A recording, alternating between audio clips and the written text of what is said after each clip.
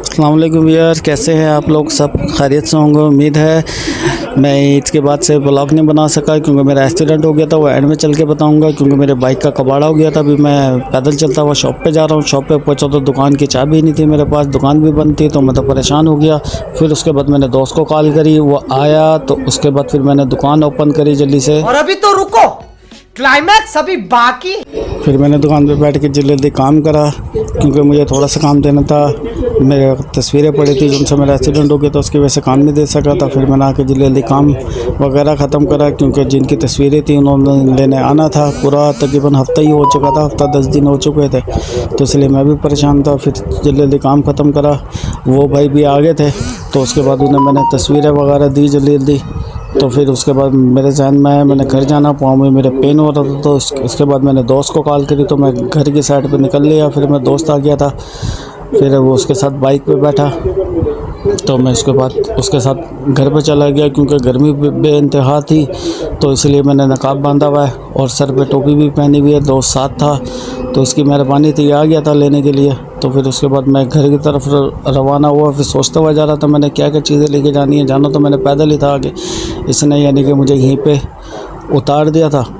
उतारने के बाद तो फिर इससे थोड़ी सी हेलो हाई करी, इससे शुक्रिया बोला, तो उसके बाद फिर मैं घर की तरफ रवाना हुआ। जब बाइक से उतरा तो फिर इसके बाद मैं पैदल चलना शुरू हुआ। मैंने कहा अच्छा चलो, थोड़े से पाँव में तकलीफ़ तो थी, सिलो घर पे पैदल चले ही जाऊंगा। फिर उसके बाद रास्ते में से मैंने चीज़ें वगैरह लेनी थी, तो मैंने चीज़ें वगैरह ली थोड़ी बहुत। तो उसके बाद फिर मैं गली में आ गया। अपनी गली में आके देखा तो सामने कुल्फ़ी वाला खड़ा था क्योंकि छोटे भतीजी हैं, तो वो समझते हैं चाचू जब भी आते हैं कोई चीज़ लेके आते हैं। तो फिर इनसे मैंने आइसक्रीम ली भाई से 10-200 रुपये ली। मैंने कहा चलो ठीक है, बच्चे खुश हो जाएंगे। समझ रहे हो आप?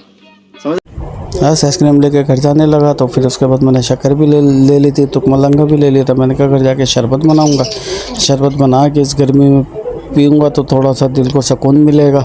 फिर उसके बाद गली में आए भाई को कहाँ से आते हैं? जैसे घर में एंटर हुआ तो आगे से देखा ये भतीजे साहब खड़े थे, बोले थे चाचू चीज़ दो, क्या लेके आए हो? तो उसके बाद फिर जल्दी से ऊपर गया। इन्हें भी ने बोला ऊपर आ जाओ, देखते हैं, क्योंकि कुल्फिया तो सिर्फ मैंने दो ली थी। इसकी छोटी बहन है तो वो बहुत ज़्यादा तंग करती है। खैर उसके बाद मैं आया कमरे में आया तो देखा हाँ गर्मी ज़्यादा थी, तो उसके बाद कूलर वगैरह चलाया। तो फिर इस बहन को मैंने इसकी कुल्फ़ी दे दी। कुल्फ़ी लेकर वो इतरा रही थी बहुत ज़्यादा, किसी को भी नहीं दे रही थी। इसके बहन भाई सारे पीछे लगे हुए थे, हमें दो। तो ये बिल्कुल भी नहीं दे रही थी, बोली थी मैं अकेले खाऊंगी, मैंने किसी को भी नहीं देनी, जो मर्ज़ी आ जाए मेरे पास ना। उसके बाद अकेला कुल्फ़ी खाना शुरू हो गई, बोलती मैं किसी को भी नहीं दूँगी, सारे पीछे हट जाओ। उसकी बहन भाई से तंग करे जा रहे। गजब बेइज्जती है। मेरे पास भी खाना आ गया था, फिर मैंने भी खाना खाया सुकून से। आप लोगों ने खाना तो आ जाएंगे, कीमा शिमला प्याज गरम रोटी वगैरह बनी हुई थी। ये आ गया। अब आपको मैं अपने एक्सीडेंट का बताता हूँ। ये मेरी बाइक टूटी हुई है। जुम्मे वाले दिन मेरा एक्सीडेंट हुआ था 11:30 बजे और बहुत बुरी तरीके से हुआ था। अल्हम्दुलिल्लाह मैं तो बच गया था। ये सर वगैरह खड़े हैं, फ़ौरन पुलिस में रिपोर्ट कर दी थी। गाड़ी भी ट्रेस हो गई थी, गाड़ी वाला तो भाग गया था मार के, लेकिन फिर बाद में शाम के टाइम गाड़ी ट्रेस हो गई थी। उससे मिल के माफ़ी शाफ़ी मांगी उसने, तो फिर उसके बाद मैंने अल्लाह की रज़ा के लिए माफ़ कर दिया। आप मुझे दुआ